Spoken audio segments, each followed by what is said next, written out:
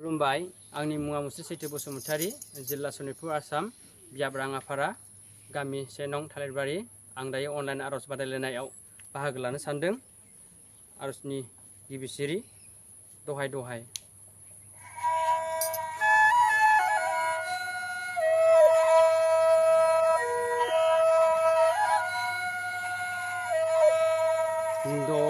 दहाय दहाय आफा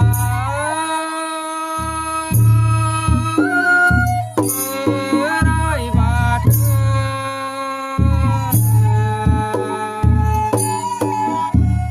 नोंनि गुमुरथिखौ नोंनि गोथौथिखौ नोंनि गुमुरथिखौ नोंनि गोथौथिखौ फोरमायसहाय आफा मैया मैया,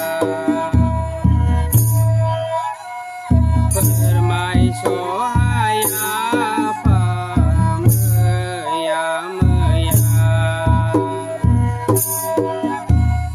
गोथार गोसो लानानै बयबो खौसे जानानै गाबज्रिहरो जों आफा सोरजिगिरि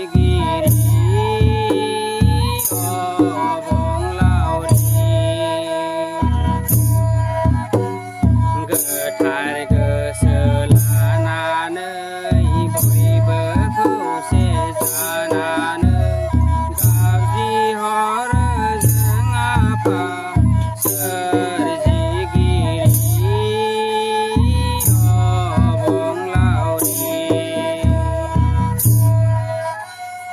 हांख्रायो गाबज्रियो नोंखौनो अराय, हांख्रायो गाबज्रियो बाथौसालियाव नोंनि सोरजिबिबार लाना खुलुमहरो जों आखाइ खबनानै।